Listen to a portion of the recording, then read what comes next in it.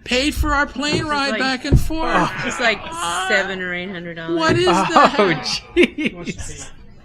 I still have a scratch card that I won $1,000 on. We did a show in Connecticut. Wait a second. Before he even tells the story, he wiped the deli out of money. He wiped them out of money. They ran out of cash. They ran out of cash. So they couldn't Unbelievable. cash the ticket. I had to go to a lotto, and we were leaving that day, so I still have it. I got 2 more months before I have to take a drive to Connecticut. He has to drive to Connecticut to get $1,000. But he had one other stuff that he cashed in, which drained them of money, and they couldn't give him the $1,000. The guy said, "We don't have any more petty cash to give you from the lottery." Sorry. So Neal, if either one of the two major studios came up and asked you, "Hey Neal, would you like to direct a movie?" Yes. Which movie, which characters would you choose? To direct? Sure. To just create a movie from Anything scratch. they had. Casper the Dead Baby.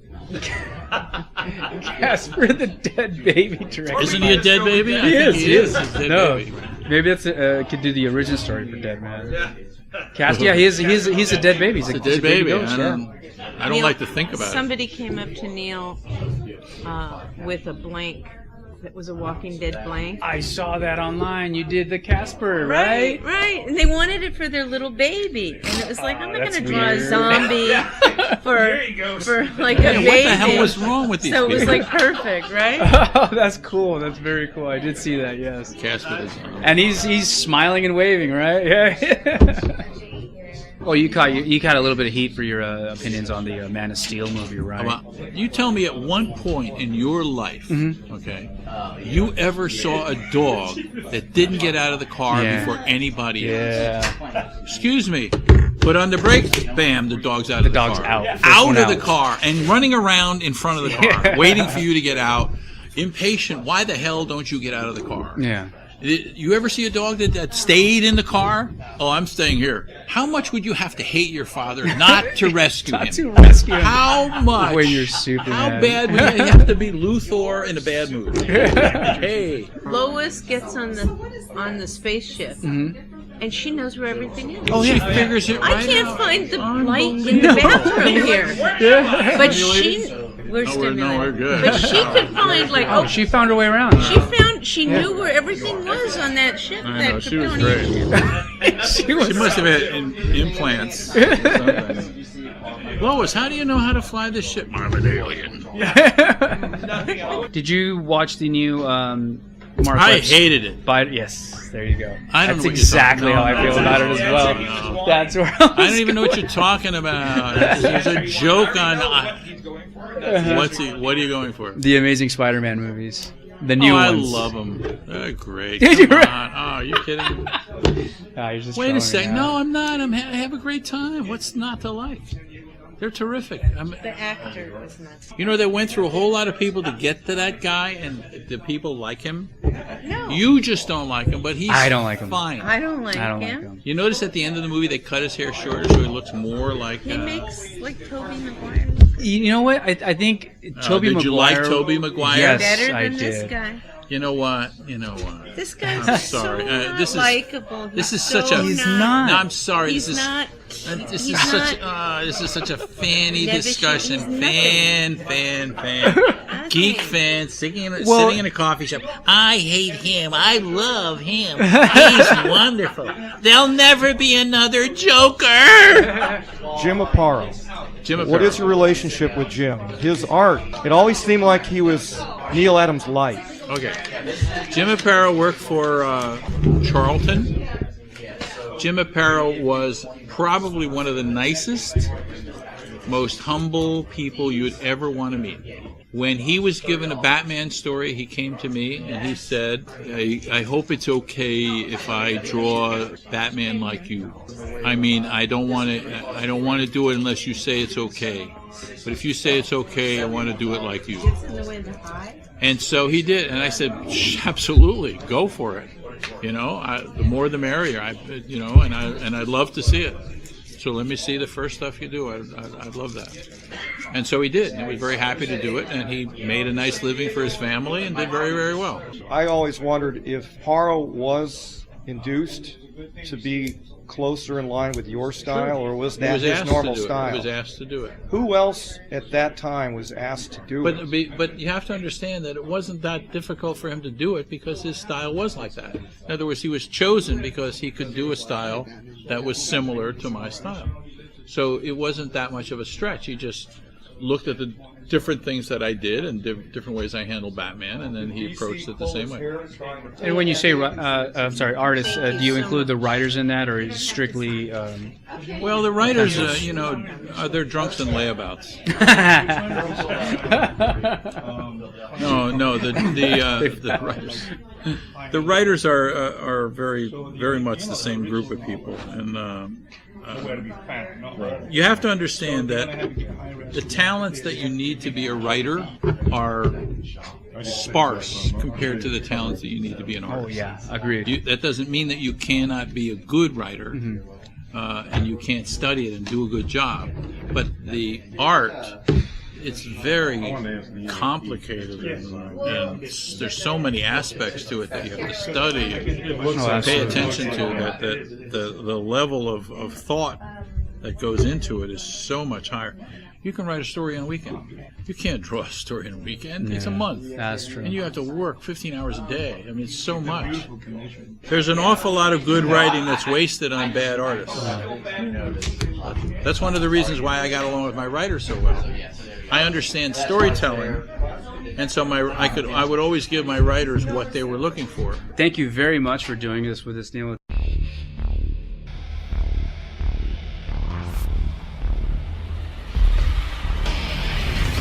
Thank you for listening to the Comic Relief Podcast. We'll hope you join us next time as we continue to discuss all things comic book related. And until then, make mine Marvel. And DC. And independent.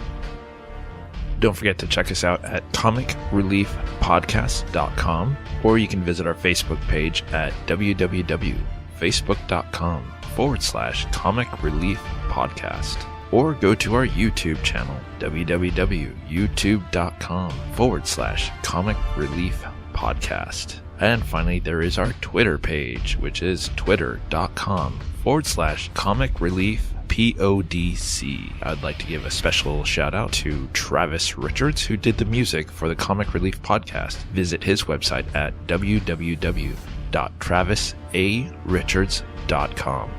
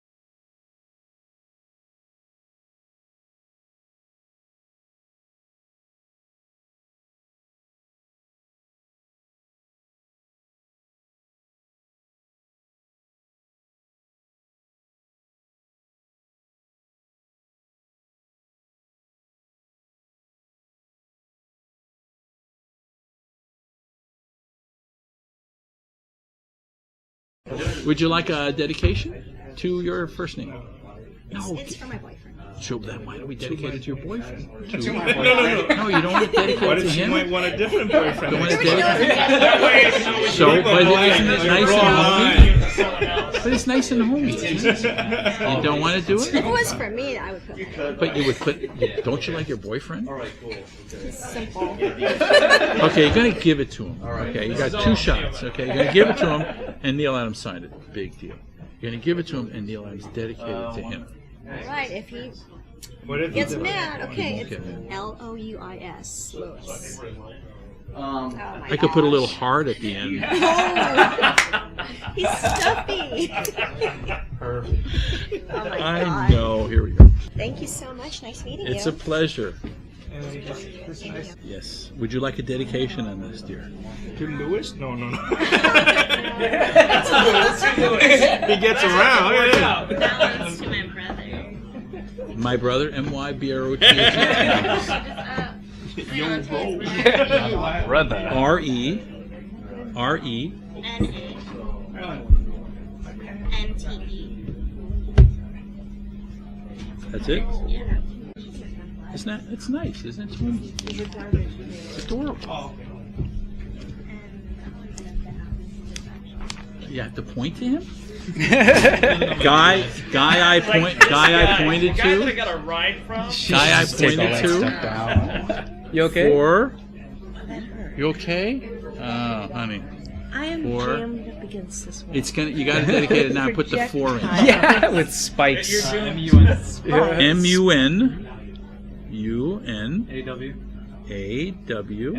M-U-N-A-W-A-W-A-R. Unpronounceable name. Pronounce it for me, please. Manure. Manure. I thought it was manure for a second. Manure. There you go. All right, other than that, okay. Did you guys know what CGC is? Yes, it was explained to us. Yes, Yeah. you put it in a rocket and you send it to Mars, Yep. and it buries Yeah. it. Buries Touch it again. You can never see it again. Never see it again. It's the worst possible thing you can do unless you're a collector. Yeah. And then it's wonderful. You imprison it, That's and right. yeah, you you'll can never see it it. again. But you have a reader's copy. Oh, absolutely. Reader's copy. You have a digital copy now. See, the problem is, the temptation is when you have a really good copy, why don't we CGC it? This is going to put the kids through college. That's the way people think. Don't think it's not true. You know how many people have come up to me at conventions and said, "You put my kids through college"? I bought your pages for $50 back in the day, and now I sold them for $10,000. Kidding.